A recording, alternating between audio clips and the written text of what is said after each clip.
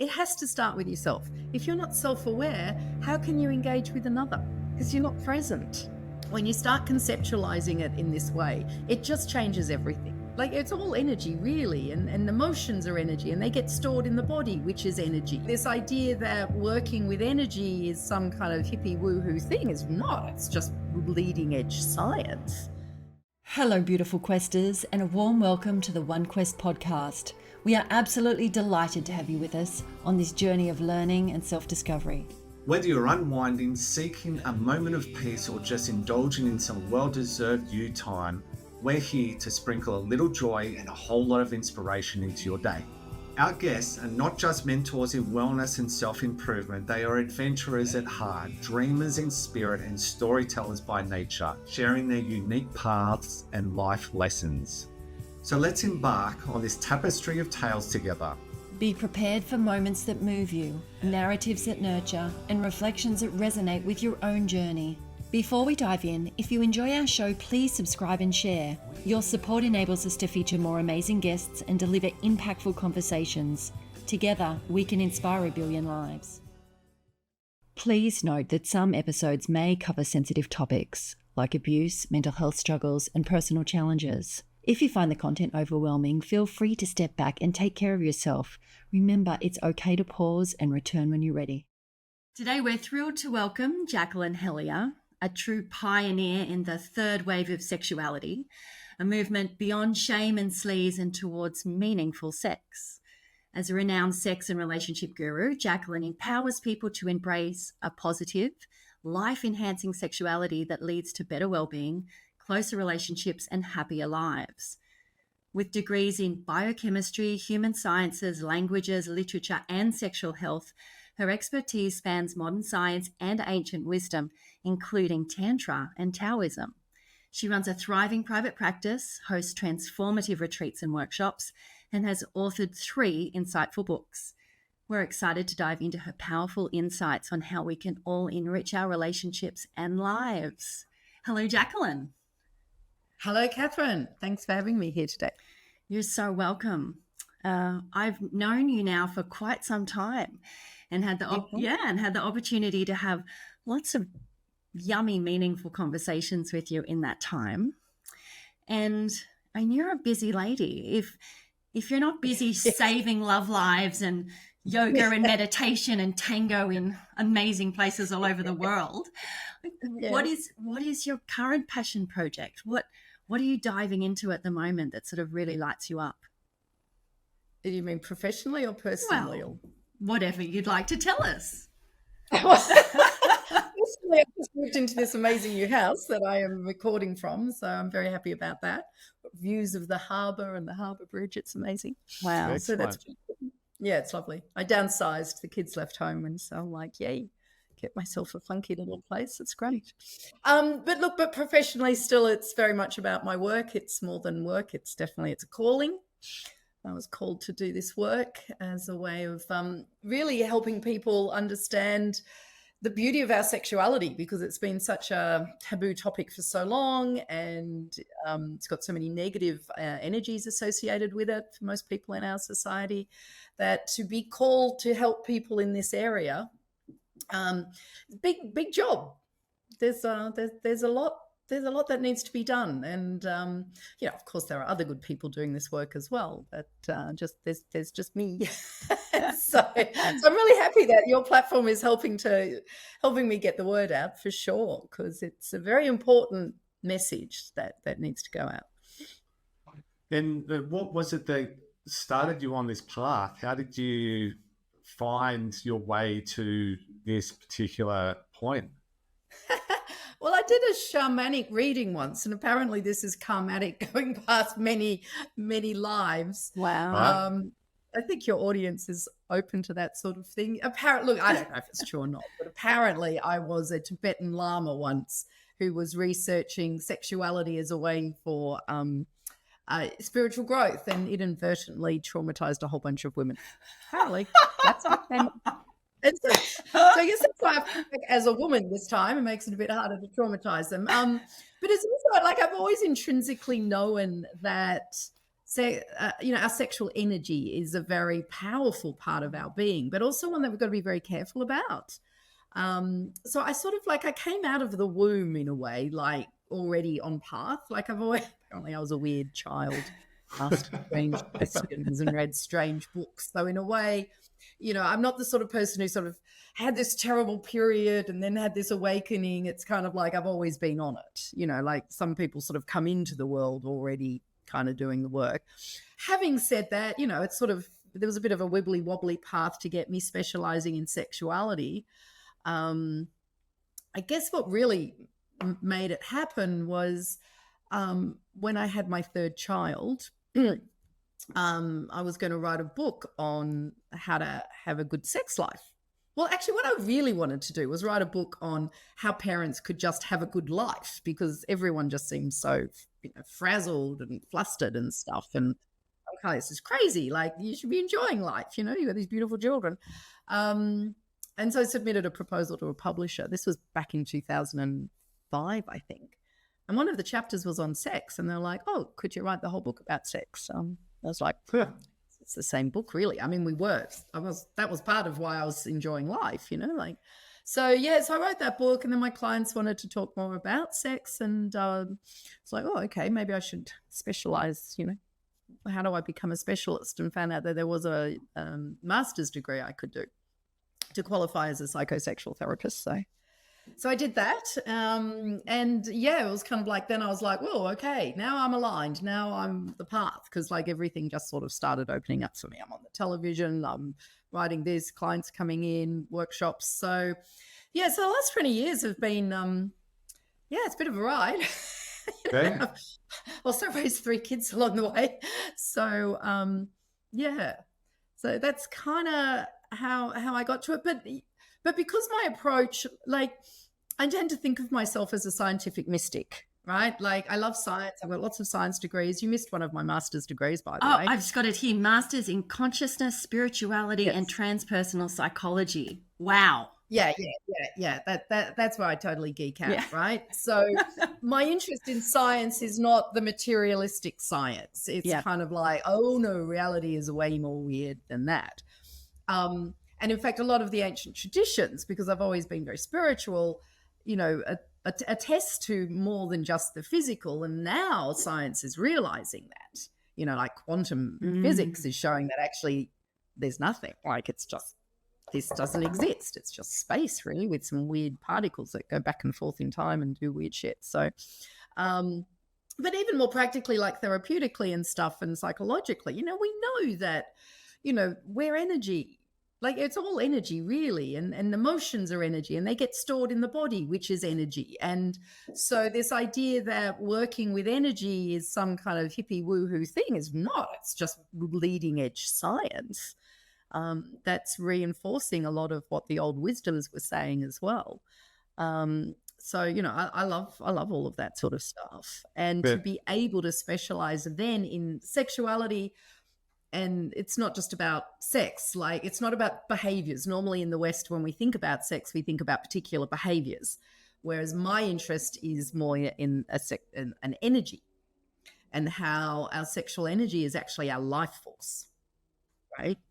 When you start conceptualizing it in this way, it just changes everything, right?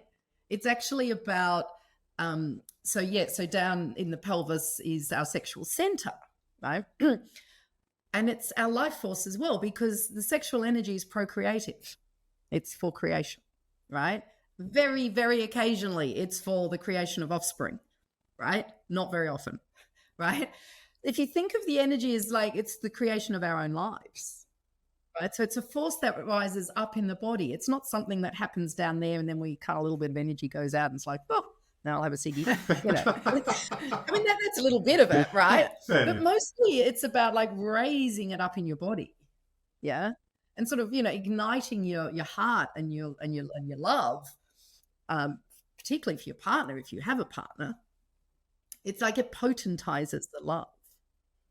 Yeah, that's beautiful. It changes it from It's not like, oh, I love you. It's like, oh, I love you. Like,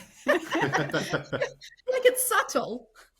It's subtle, but in that, like, it just changes everything in the way that you engage with life. It's not like, oh, life, drudgery, leading with the head and the busy brain, and the body's kind of got to, drag along behind, getting older and older and falling to pieces.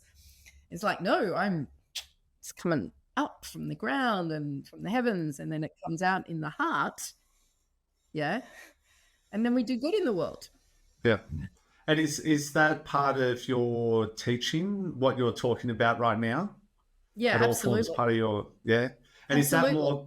is that more of the Tantra or the Taoism side of Look, beliefs it's a bit of or? everything. It's a Yeah. bit of everything, right?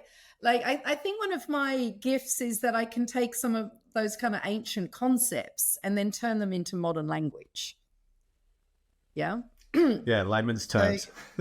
Yeah, like, and even when we say Tantra, like, a lot of what we think of as tantric sex isn't really Tantra, just wanting to shag a lot, which is fine, but, call it for what it is, the actual Tantra is, spiritual practice, but it's a spiritual practice that is designed for what we call the householders, people who are active in the world, as opposed to the recluses, right?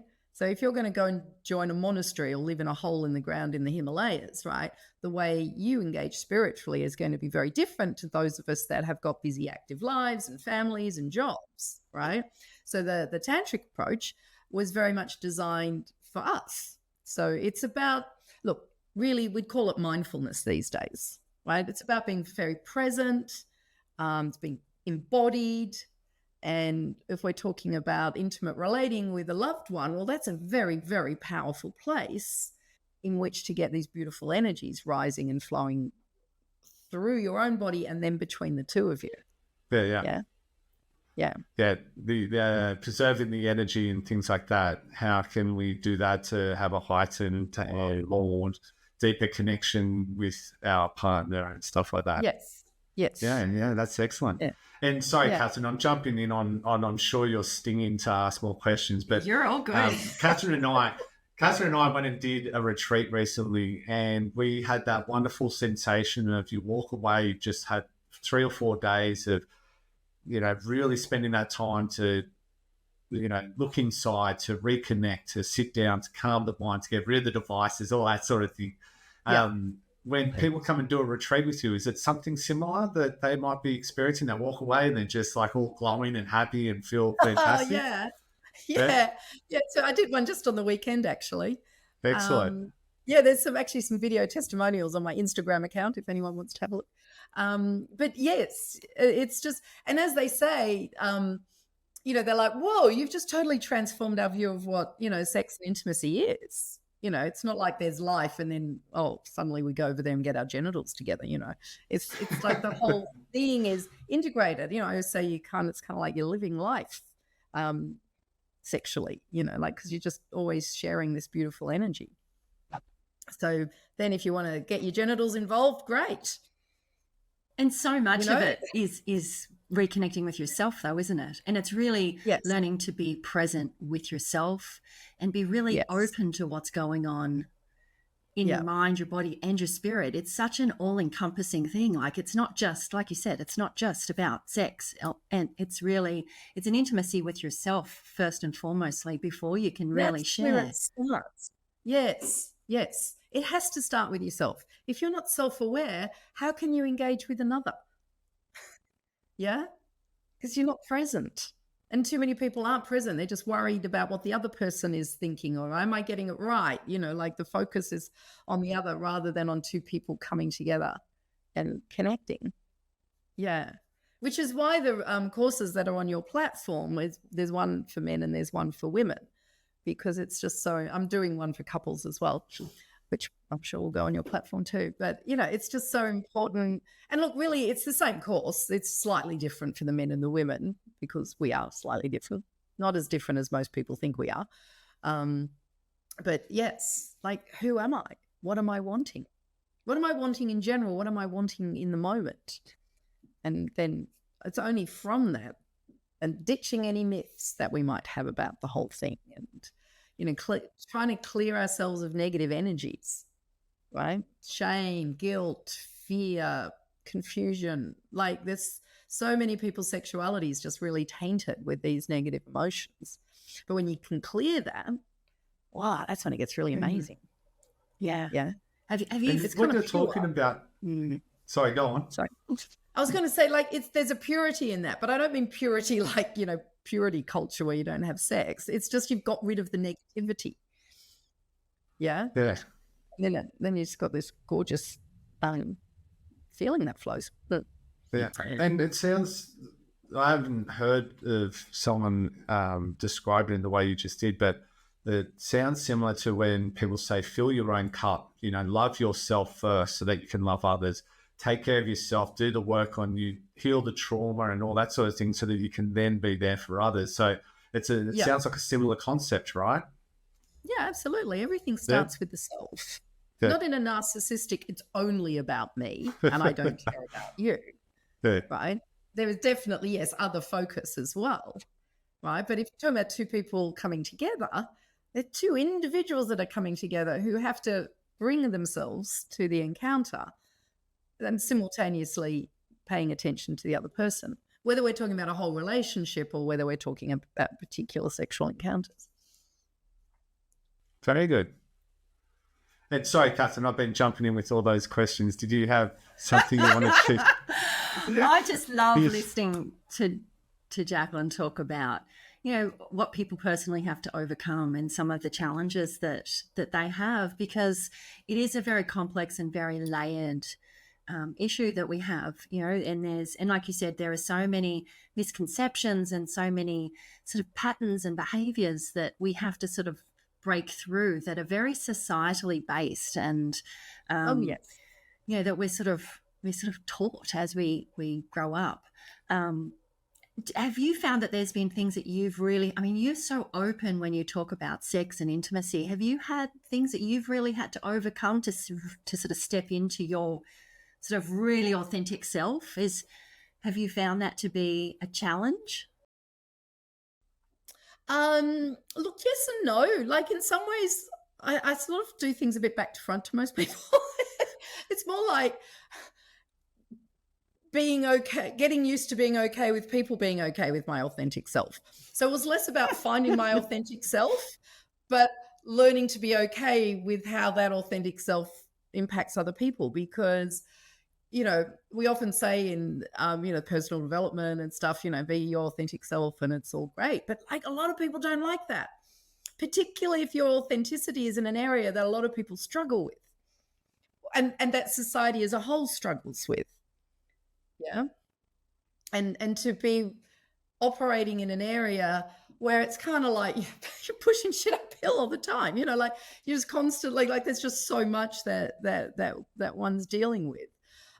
Which is not to say that I haven't had my own personal struggles and challenges along the way. Of course, I have a normal human life, and I've done therapy because I think it's a fantastic thing to do, and I have a lot of spiritual practices and personal practices and things to help. Yeah. So I think I probably didn't quite answer the question. That's all good. You've had to overcome some challenges. Well, yeah, we all have to, but working in this field is very much, like, people project a lot of stuff onto you. Like they make assumptions about what you must be like. Yeah. It's actually got a bit easier as I get older because, people are less likely to project, oh, you must be like a porn star sort of a thing. Like, no, I'm a middle-aged lady. I suppose I could still be a porn star, but, like it's just, yeah. I wouldn't want to be getting into it when I was young, actually. No, it's getting better. But no. And again, just coming back to your retreats, your group events, Catherine, she goes to these retreats and she's an official hugger. So she has to hug everyone when they arrive. It's a very important job. It breaks down the whole, ego or something.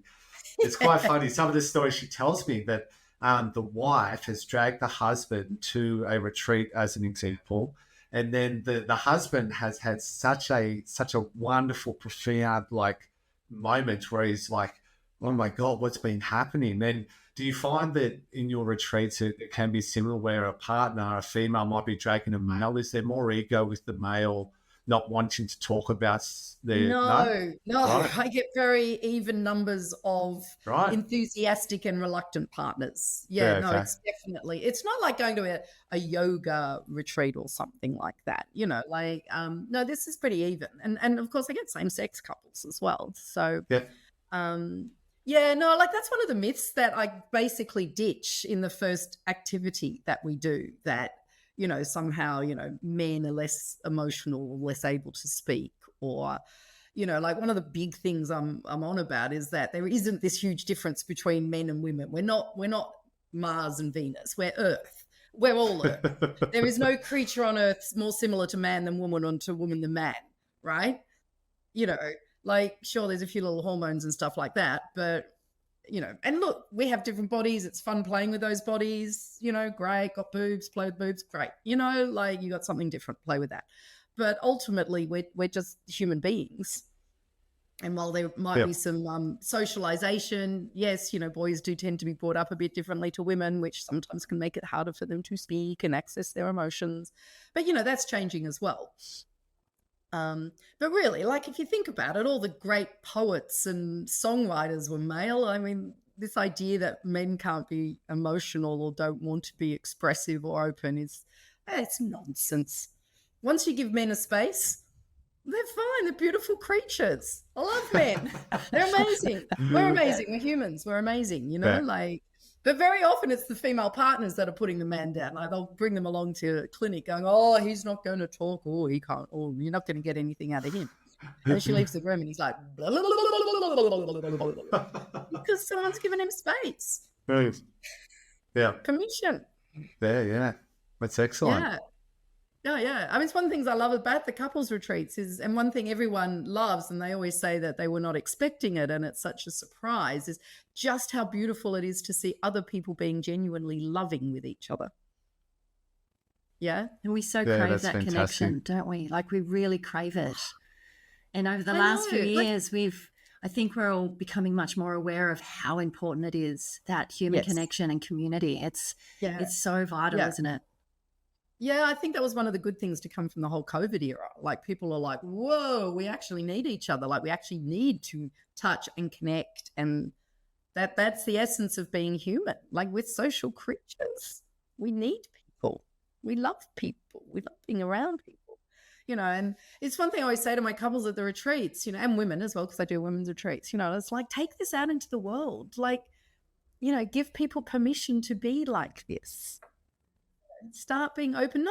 It's partly about sex, but for me, because it's so integrated into love, I don't think you can really talk about one without the other if you're talking about, a loving couple, right? It's not like, you've got love over there and it's all really good, and we've got sex over there and that's sort of dirty and bad. No, it's all, and that's what people get. And when you see it and you see the energy flowing and the love, and everyone's like, oh my God, this is amazing. Like, who would have thought people are so gorgeous? And then they always go, oh, we must be a special group. I'm like, you are a special group, but every group that comes is special, because when you give people the space and the opportunity and guide them, they're beautiful. Yeah. So, yeah, that's excellent. It must be quite enjoyable supporting people through that and getting them transitioning. It's what keeps me going, actually, that every few months I get to engage, or more often actually, because I do more than that, but just to be able to engage with people. And I mean, even every day in the clinic, like just seeing people, opening up and healing and transforming, and it's great. It's amazing. Yeah. Rewarding. And I think that's something that Catherine and I keep coming back to, is our why. And when we're talking with coaches, people who are in the wellness space, there's a lot of similarity there. People want to, help others to find that little bit extra in life, or that little bit of glow, or that little bit of whatever it is. It's such a nice industry to be in when you're working in a space that's helping people to improve their lives. You really enjoy it. Well, yeah, I mean, it's why we're here. We're here to have an experience of living Yeah. too many people don't allow themselves to live, because, of experiences and beliefs and whatnot. So when you can start, removing those layers and just let the inner light shine through, it's beautiful. And your courses are so comprehensive too. I mean, you go into so many different topics, which is what I love. Yeah. It's not a one size fits all. It's almost like a choose your own adventure, really. Yes. And it just covers such an expansive range of different topics. But what I love the most is really that cultivation of self-love, and how much it starts with self. And I find that that's such a fascinating thing to really be able to give people, something that where you can give them that insight to really learn who they are and then move forward confidently from that place. It's so much easier to attack life with so much more vigor and excitement, and then what you bring to your relationship is totally different, because it's a different energy then. Do you see that a lot, those sort of transformations from people who are doing your courses, where they've that is what actually changes their relationships? It's more of the change in themselves, that sort of leading by example. Oh yeah, absolutely. Like even when I'm working with couples, it sort of starts with the self. Yeah. People, I've had lots of positive feedback from those courses, and even like, it's not what I thought I needed, but it's what I actually needed. Yeah, because particularly in the sexual sphere, a lot of people are looking more for like, tips and tricks and the performative stuff. Like, how do I do this better? Yes. Or what button do I press? And I'm kind of like, no, we'll get to that. But actually, by the time we get to that, it's almost a little bit irrelevant, because you've got everything else aligned. You sort of, people are often surprised at how little in the work that I do I actually focus on, shall we say, the mechanics. Because when you get the other stuff right, it just becomes this flow of expression. Sure, I can give you a few little tips and tricks and stuff, but so much of it is about the approach and the attitude rather than the actual details of what you're doing. Yeah. Once that connection's established, I guess the journey and the dance can begin. It's establishing a connection. Is that kind of what you're suggesting? To some extent. Have you done the course? No, not yet. Obviously, I need to. Yes, I'm a luscious woman, so. Right. Oh, are you?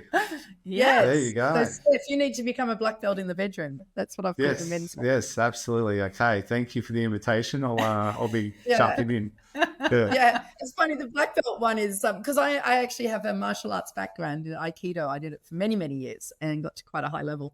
And it's a little bit tongue in cheek, but for the men, I've made out like I'm the sensei, the sensei who appears when you are ready, grasshopper. And so they're different. So it's 7 levels of black belt. And the whole thing is like, just even wanting to do this course means that you're a black belt. You're no longer a white belt. The white belts who are just mired in that juvenile approach to sex and, how do I do this? And it's like, no. We're going through the levels of the black belt, and it's about self, and then it's about engagement, it's about lightness, it's about being other focused, self-focused, and then masterful, technically skillful, responsible, and then about letting go. So that's what all the different levels essentially are. Yeah, I mean, it's the same for the luscious woman. I call them goddesses. I think it's kind of nice to think that we have 7 goddesses within us. Absolutely. But they're focused on those same 7 elements, which I think those 7 elements underpin everything. I actually think it's a part of our sexuality that no one's ever actually addressed. If I can say that a bit immodestly. People just kind of jump to behaviors rather than looking at what are you bringing to the encounter? Like, what part of yourself do you need to be able to develop? How do you engage? Yeah. And when you when we first started the recording, you mentioned you were kind of just born and you were on a path. However, along the way, have you had mentors that have been a real guide for you? Have you got a mentor now that you still love to follow and think that, they still provide you guidance in any way? Look, not really. Again, like, I'm a bit weird. I'm just a real autodidact. Like, I just gather information from everywhere. Like, I've just read thousands of books and courses, and also, I guess your listeners are open to this. Like, I do very deep meditations and get downloads. It's like I have spirit guides or something helping me. A lot of what I've done has been like I'll go into a deep meditation, and then they feel like downloads, like information is being like pings. downloaded into my being. Yeah. So I have that. Yes, of course, there have been fabulous people in my life.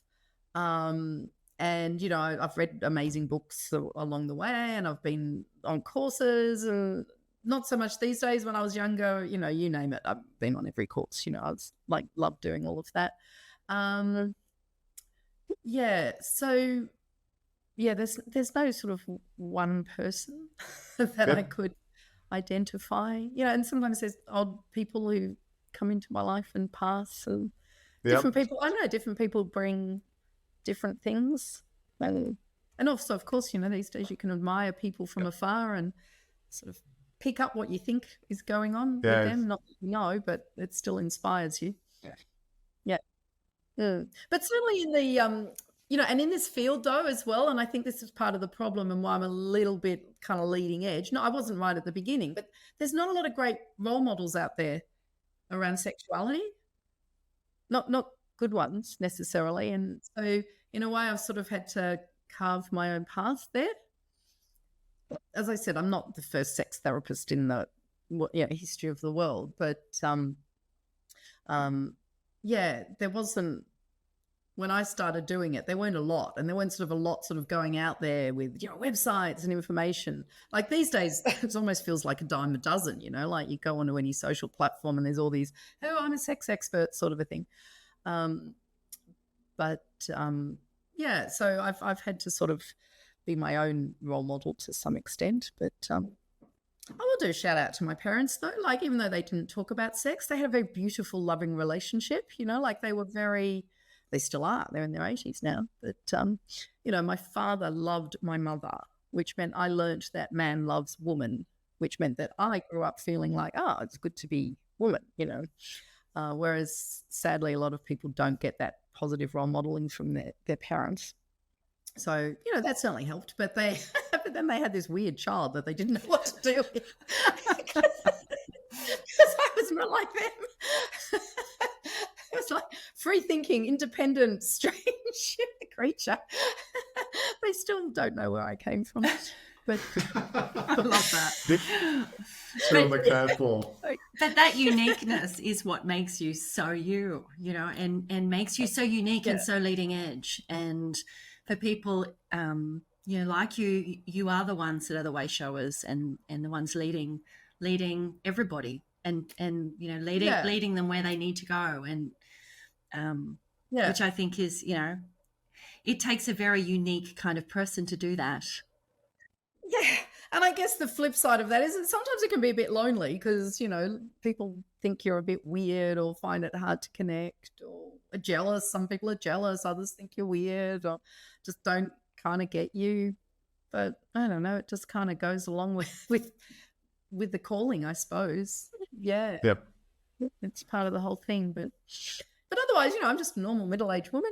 I've got kids, got a partner, got my home, like pay my taxes, like it's so, life in the physical plane, goes on, like you gotta, you got to do the things that you do. Definitely. But I also meditate heaps, and I have all sorts of meditation practices, and I don't know, I've just never sort of just done what you're supposed to do without sort of questioning it. I just question things all the time. Do you have a favorite practice? Like, is there something that you use to really ground yourself or start your day? Or do you have sort of a go-to when it comes to meditation? Yeah, look, I've done so many different types over the years that it's very much I will feel into what I need, right? And, that's everything from just sitting quietly and listening to the birds to, sometimes I feel inspired to do a guided meditation that I might be following. Every so often I'll, follow someone on one of those, like your platform actually. Sometimes I'll be doing mantra stuff, sometimes, but what I normally do is, yes, I sit and I normally circulate energy a bit just to kind of get myself fully embodied. Sometimes I'll start with some mantras. Depends. Sometimes it's more like I'm more contemplating than meditating, like I'll just let a thought wander around. Other times I'll go into something very deep and sort of disappear into oneness or get the downloads. And it tends to sort of go in phases as well. Yeah. Like, some years ago, well, actually when I was like developing the courses that, on your platform now, I was doing a lot of very deep meditating, and that's when I was getting heaps of downloads. A lot of that stuff was kind of downloads because you're not going to find it anywhere else. Well, I mean, that's the thing, is that what I'm sharing with the world, like I haven't actually seen it anywhere else. And I'm very well read in all of this area, like it touches in a whole lot of stuff, and, I've put a whole lot of stuff together, but I've never actually seen anything that kind of presents it quite in this way. It's amazing, those intuitive hits that you get. And it's, when you sort of sit still, it's amazing how, and you start listening, that information is right there. Like, we know the answers. They're inside of us, and they're there available to us. Like, they're right there. Yeah. It's if we are quiet enough and patient enough to just sit and be open to it. It's amazing how called we can be, and how easy it is actually to know what to do and to know how to take that next step. Oh, absolutely. And that part of learning to be still and not be busy, like, it's just amazing how it transforms everything. Like, that's partly about the sexuality. You feel energies moving through your body. You can have kind of like trippy cosmic experiences without taking drugs. Like, our bodies make all of these chemicals when we are allowing our body to do what it does so well. Our bodies love bliss. Our bodies love pleasure. When sometimes it's nothing more pleasurable than just kind of sitting quietly and just allowing the beautiful energies to flow. Like, you don't have to, like, out there, modern Westerners, we've got to go out there, we've got to crave, we've got to get, rather than just going, oh, actually, this feels nuts. Like, just feeling so lovely in your own body and allowing yourself to kind of go to these bliss spaces, and then to be able to do that with a beloved, or in nature, or dancing, or all these other ways which can also enhance these feelings. I mean, I'm a big tango dancer. Lots of lovely, blissful, connecting things going on there. I just wish in our society we just taught people how to go inwards and how to find that stillness. And then we wouldn't need to take all of these horrible drugs, and whether they're, prescription drugs or recreational drugs, it's in us. It's amazing how you kind of describing sex as a spiritual experience, and that connection can be a spirit, but also oneness can be a spiritual experience. Like, I love that that can actually kind of be the point of it in so many ways. Yes, that is the point of it. Like, it's all stuff that, like, enhances this sense of connection and being in the world and goodness. It's not like sex for sex sake. It's not for getting off. I mean, look, that's fine if you want to do that, right? But it's just so much more than that. Yeah. And when you just start shifting it and getting in touch with the energy within and between, and then, sure, if you bring your genitals in, even better, like lots of nerve endings there, like that just adds this extra layer of beautiful pleasure that, and our bodies are built, we're designed for pleasure. Yeah. Yeah. And, when we can allow pleasure, and, and then with the connection as well, I'm always like, our only KPIs here are connection and pleasure. That's what it's about. Yeah. I love that. It's about connection through pleasure, really, or creating. That's just, I mean, in some ways it's a very simple thing. Yeah. But like meditation is a very simple thing, but at the same time, it's very deep and layered and complex and beautiful. But earlier you were mentioning, not necessarily having a lot of people to connect with. Is that because the things that you are interested in, the topics that you are most fascinated about discussing, just what people, not really aligned with what other people like talking about? Yeah, look, it's a little bit of that. Like even just being so comfortable talking about sex is a bit weird for people because most people aren't. So sometimes I can sort of just start and people will be, oh, or they just lose me, or they think that they know what we're talking about. But also even a lot of other people who specialize in sexuality, you know, not what I'm saying here, like they're actually talking about something different. So they're either like, oh my God, you're amazing, I need to learn what you know, and I'm sort of on a bit of a pedestal, or they're like, oh, that's just weird shit, I'm over here. And I'm like, yeah, so to find people who like really get it, and you know, I mean, there are people like you, thank you. But yeah, that's why it can be a little bit, you know, and even just stupid stuff. Like I can't advertise anything on social media, you know, because it's adult content. And I'm like, I'm talking about the most beautiful thing in the world, like love between two people. And goodness, oh, it's adult content. It's pornographic. Like there's nothing pornographic about what I do. It's, that's really frustrating. Yep. Yeah, and then seeing some of the young ones who are like, oh, you know, come and do my course because I'm young and beautiful. And I'm kind of like, I'm not going to do that. Yeah. Not that anyone wants to see a middle-aged lady doing that anyway, right? I'm not going to, I'm like, that's not, I haven't spent like the last 25 years becoming expert in an area just to kind of, you know, use my lady bits. But they get like glorified, and then I'm like, oh, but that's okay because I know that what I do is not for everyone. Yeah. Yeah. Absolutely. I agree with you. I couldn't agree more, because there is content online that is very sexual, that is very much about the figure, the body, whatever it is, the genitals, all that sort of stuff.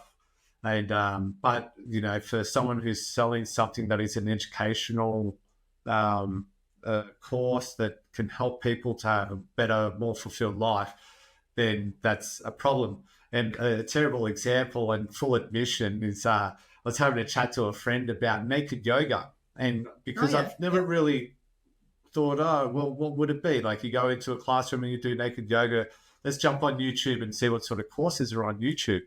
And it is like porn. It is like absolute porn. Some of the videos that are on YouTube at the moment that people can actually just click on and watch, like that was really, really like, anyway, it was a bit of a shock to see that. I thought it'd be something a lot more tasteful for naked yoga, but to allow that to happen, but for people to not be able to advertise and promote appropriate content, then anyway, just a little bit of a rant there for you. Oh yes, yep, we're there, brother. Yep. Yes. So it's so annoying. Yeah, it's so annoying, you know. And like even, you know, like you can't expose young people to any of this, right? So what do? We're just like, okay, you go off and, you know, work it out, make a mess of it, but wait until you're 18 to even get any vague information on it. Yeah. It's like it's too late. Yeah, it's too late. Get all your education from illegal websites. That's really going to help you. Yeah. Where do you think they're going to get their education from? They're going to go to all the porn sites. Yeah. Like, can we just give them something meaningful, something that says to them, like, this is a beautiful thing, and it's most beautiful when you do it with someone who you're actually into, and take your time, feel into it, and yes, it's all good to have pleasure. And could we just start telling them that when they were a lot younger, you know? Like, I mean, I did with my kids, and they've been brought up to being, they're very cool. That's what I was going to ask you. Yeah. What? Are they just like, Mum, please, like, don't, Mum? Or are they completely on board? They've done the courses, they understand it, they're well and truly. Well, we just grew up like this was just a normal part of life, like talking about sex, sexuality. But, you know, it starts early with like teaching your children about, you know, they have the right to say yes or no to how people engage with their bodies. You know, they learn about privacy. This space is private, you know, and not. Just being available, and when they have questions, as inevitably they have. And if they don't, or they don't want to talk about it, you don't push it on them, and they just know that you're a safe space to go to. So they actually have someone who can guide them in this what should be a really beautiful phase of life when our adolescents are sort of learning and experimenting and stuff, to have some kind of guidance rather than doing what they've been watching on those awful sites. And educational sites. Yeah. Yeah. Yeah. Yeah. So slowly we get the word out and start changing everybody's views. Absolutely. And if you had one thing that you'd sort of suggest for people to start having a play with a different concept, or like something they could do to really sort of maybe change the perspective that they have on their own sexuality or in intimacy, is there some way you like to sort of help people start or sort of point them in that direction? Well, look, I think what's a really nice thing to start thinking about, conceptualizing, is what I started with, actually, to think of your sexuality as that life force that rises from below, yeah?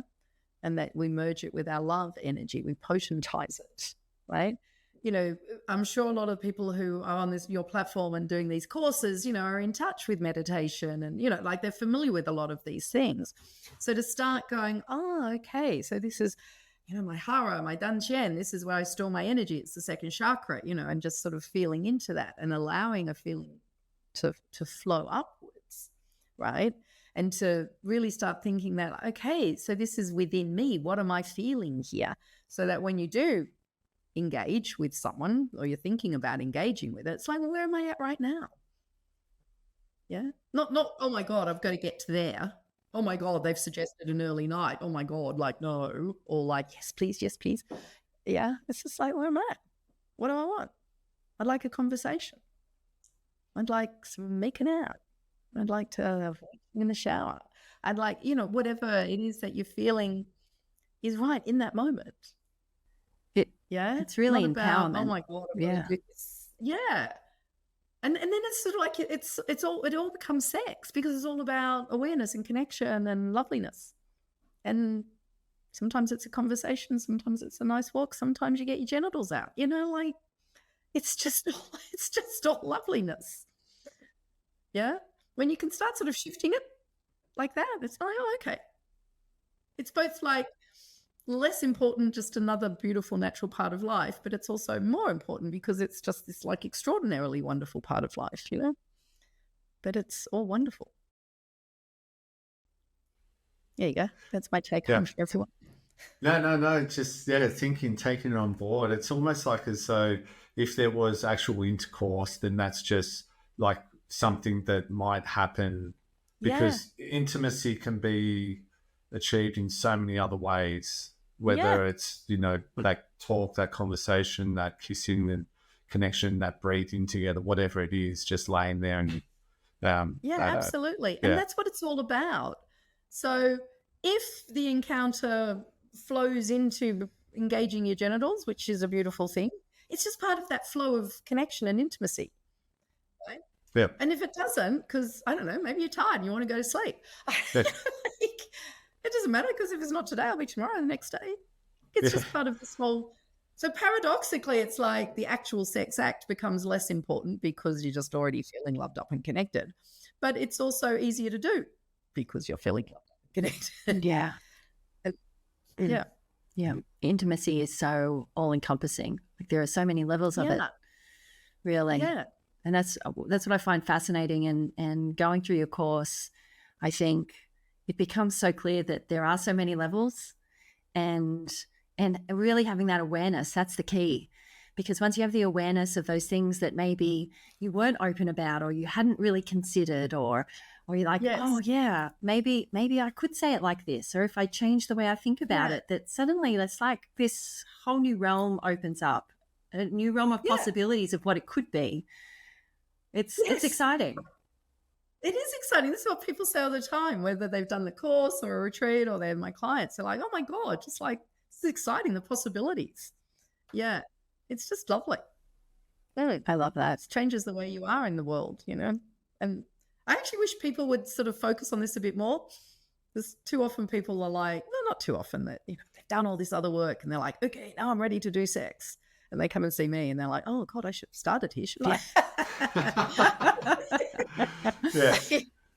but you got to get the right sort of person to work with, because not all, sex therapists and coaches be the right ones. But anyway, yeah, it's pretty fundamental to who we are as human beings. And do you have a book, a teaching or a documentary that you would recommend to people listening to this? Something that helped you in any way? I know there's thousands of books, but is there anything that stands out? I've read 1,000 books in my life. Yeah.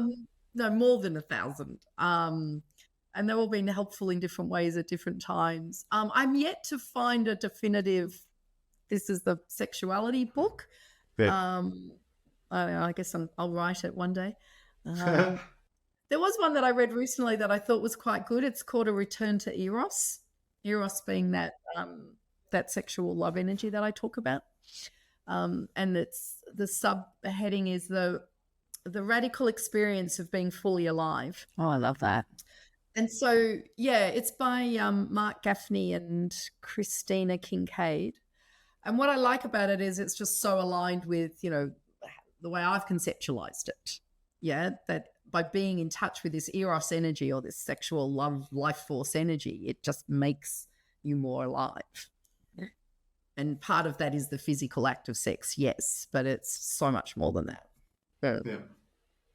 I recently read the Way of the Superior Man, and it talks a lot about the masculine and the feminine energies and the roles within the two. It was quite a nice read. It was very interesting. Something new for me, but yeah, it was good.